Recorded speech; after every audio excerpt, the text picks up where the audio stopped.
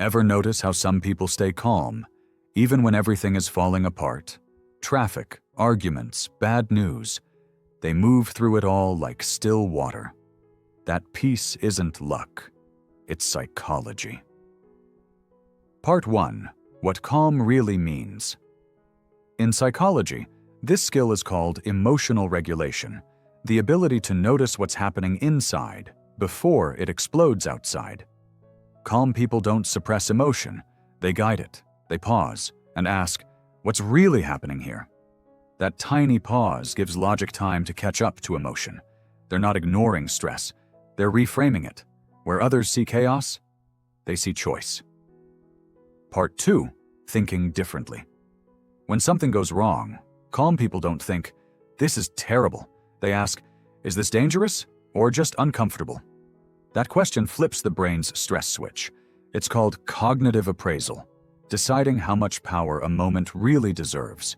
They focus on what they can control, their words, their breath, their posture, and let go of what they can't. Calm isn't detachment. It's deliberate focus. Part 3. Emotional habits. When emotion hits, they track it. They feel the chest tighten, the breath quicken, and they catch it before it spirals. Maybe they breathe deep, relax their shoulders, or silently count to 3. Each time they do, they strengthen neural pathways for composure. It's not a trick, it's training. They're emotional firefighters, calm in the heat, steady under pressure. Part 4. Self-awareness. Where Part 3 is about the body, this is about the mind. Calm people are self-aware. They check their tone, their thoughts, their tension. When irritation rises, they name it. I'm getting tense. That label moves the feeling from raw emotion to reason. Just naming what they feel lowers its power. And in that small gap between feeling and doing, they find choice. Part 5. Handling triggers. When someone snaps, they don't snap back. They pause, absorb, and filter.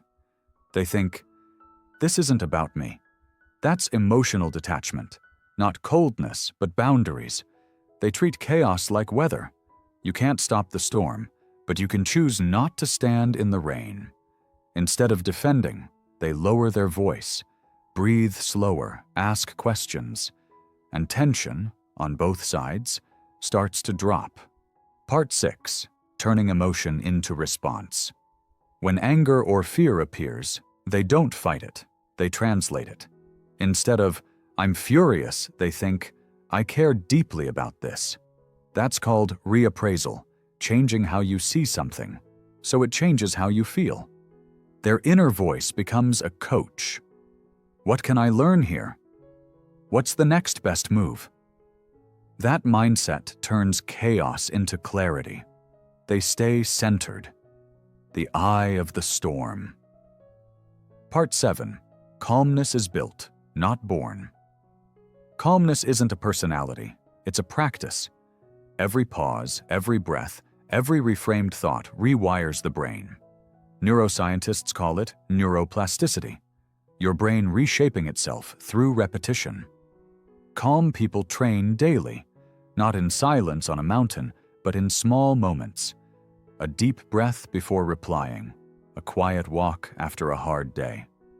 These habits form emotional muscle memory, so when crisis hits, their brain already knows how to stay steady. Part 8. Training your calm. You can start right now. When stress hits, pause. Name the feeling. Breathe once. Ask, what's the most useful thing I can do? That single pause teaches your brain calm. Try a 2-minute ritual each day. Slow breathing, journaling, or a phone-free walk. You're not trying to erase emotions. You're learning to respond on purpose. Over time, triggers hit softer and fade faster. Calm people aren't special. They're just consistent. They choose peace, one decision at a time, until it becomes who they are.